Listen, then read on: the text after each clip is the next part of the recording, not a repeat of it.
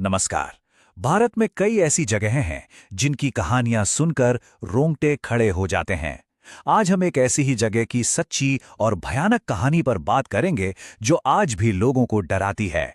ये कहानी है गुजरात के कुख्यात दुमास बीच की, एक ऐसी जगह जो अपने अंधेरे रहस्यों के लिए जानी जाती है। सोचिए, वहां के बड़े बुजुर्ग एक चेतावनी देते हैं जो कुछ ऐसी है। इसका मतलब है, दुमास में अगर कोई रात में तुम्हारा नाम पुकारे तो कभी पीछे मुड़कर मत देखना। ये सिर्फ एक कही सुनी बात नहीं है, बल्कि एक नियम है जिसे वहां के लोग आज भी बहुत गंभीरता से लेते हैं। तो कहानी शुरू होती है 5 कॉलेज के दोस्तों से। वही रोजमर्रा की जिंदगी से बोरियत, कुछ नया, कुछ एडवेंचरस करने का मन। और तभी मयूर ने एक आइडिया दिया, चलो उसके गांव के पास वाले बदनाम दुमास बीच पर चलते हैं। अब बीच का नाम इतना बदनाम था तो कुछ नियम तो बनाने ही थे। भले ही ग्रुप में कुछ लोग इन कहानियों को मजाक समझ रहे थे, लेकिन सबने मिलकर तय किया कि रिस्क नहीं लेना है। प्लान बना कि सिर्फ दिन में जाएंगे और सूरज ढलने से काफी पहले वहां से निकल लेंगे। सेफ्टी सबसे पहले।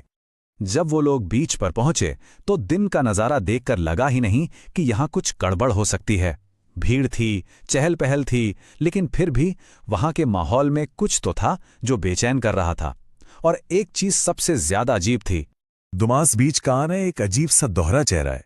दिन में देखो तो एकदम जिंदा दिल, मेले जैसा माहौल जहां परिवार घूमते हैं, बच्चे खेलते हैं। पर जैसे ही सूरज ढलता है, यही जगह अपनी उन डरावनी कहानियों को सच साबित करने लगती है। चलते चलते उनका ध्यान गया वहां की रेत पर, जो काली थी। और ये कोई आम रेत नहीं थी। पैरों के नीचे अजीब सी ढीली महसूस हो रही थी, मानो किसी खोखली जमीन पर चल रहे हों। बस यहीं से डर की असली शुरुआत हुई। और इस काली रेत का जो राज है वो सच में बहुत भयानक है। असल में वो लोग एक बहुत बड़े खुले शमशान घाट पर खड़े थे। सदियों तक ये वही जगह थी जहां लाशें जलाई जाती थीं। और वो काली रेत कुछ और नहीं बल्कि उन अनगिनत जली हुई चिताओं की राख थी। उनकी ये बेचैनी और तब बढ़ गई जब एक लोकल आदमी ने उन्हें रोककर एक अजीब सी डरावनी चेतावनी दी। उसने कहा, जिस जमीन पर तुम लोग खड़े हो, इसके नीचे कई लोग सो रहे हैं। ये वो जगह है जहां मुर्दे मिट्टी में मिल जाते हैं। और जैसे जैसे शाम होने लगी, ग्रुप की नजर बीच के एक सुनसान हिस्से पर पड़ी, जहां दूर एक खंडर जैसी इमारत दिख रही थी। और बस यहीं से वो गलती हुई जो उन्हें नहीं करनी चाहिए थी। बहस छिड़ गई कि उस तरफ जाना चाहिए या नहीं। यहीं पर आके ग्रुप में फूट पड़ गई। कुशल और मयूर, उनकी उत्सुकता उन पर हावी हो गई। वो उस खंडहर को देखना चाहते थे। दोस्तों ने मना किया पर वो नहीं माने, और यही उनकी सबसे बड़ी भूल साबित हुई। जब वो उस खंडहर के करीब पहुंचे तो उन्हें एक पुराना जंग लगा हुआ बोर्ड दिखा, और उस पे लिखा था, दुमास बीच शमशान भूमि अधिकृत क्षेत्र।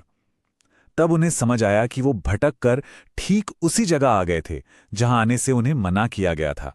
और जब तक वो वापस मुड़ने का सोचते, देर हो चुकी थी। सूरज पूरी तरह डूब चुका था, बीच एकदम खाली हो गया था, और चारों तरफ सिर्फ भटका देने वाला अंधेरा। इसके बाद जो हुआ वो किसी बुरे सपने जैसा था। रात घिरते ही वो दुनिया से कट गए। फोन की बैटरी ने जवाब दे दिया, और अब वो बिल्कुल अकेले थे, असहाय। और तभी वो हुआ। अंधेरे में से एक धीमी सी आवाज ने कुशल का नाम पुकारा। आवाज हवा में तैर रही थी, मानो हर दिशा से एक साथ आ रही हो।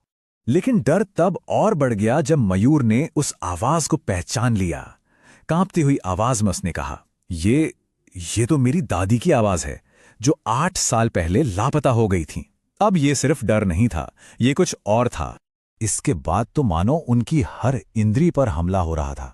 अचानक जलती हुई लकड़ी की तेज गंध, फिर कुत्तों के भौंकने और रोने की आवाजें जो पल में गायब हो गईं। कहीं दूर से किसी अंतिम यात्रा के मंत्र सुनाई देने लगे। वो पूरी तरह घबरा चुके थे। उन्हें साफ साफ सुनाई दिया, राम नाम सत्य है। और फिर उन्होंने देखा कुछ परछाइयां जिनके हाथों में मशालें थीं, और वो सीधा उन्हीं की तरफ दौड़ी आ रही थीं। बस अब उनकी हिम्मत जवाब दे चुकी थी। एक वहम से दूसरे वहम की तरफ भागते भागते आखिर में डर और थकावट ने उन्हें घेर लिया, और वो वहीं बेहोश होके गिर पड़े। अगली सुबह जब सर्च पार्टी उन्हें ढूंढ रही थी तो वो दोनों पानी के किनारे बेहोश मिले, पूरे भीगे हुए, रेत में लिपटे और गहरे सदमे में। और इस खौफनाक रात का असर सिर्फ उनके दिमाग पर नहीं बल्कि जिस्म पर भी हुआ। जब उन्हें घर लाया गया तो दोनों को 103 डिग्री का तेज बुखार था, जैसे उनका शरीर भी उस रात के आतंक को झेल नहीं पाया। कहने को तो वो उस रात से बच निकले, पर वो रात कभी उन्हें छोड़कर नहीं गई। मयूर को आज भी नींद में जलती हुई लकड़ी की गंध आती है और वो चीख कर उड़ जाता है। ये दिखाता है कि कुछ जख्म कभी नहीं भरते। तो ये कहानी हमें एक बहुत ही परेशान करने वाले सवाल के साथ छोड़ जाती है। क्या सच में कुछ जगहें अपने अतीत को, अपनी रूहों को कभी जाने नहीं देती? दुमास बीच की कहानी तो यही बताती है।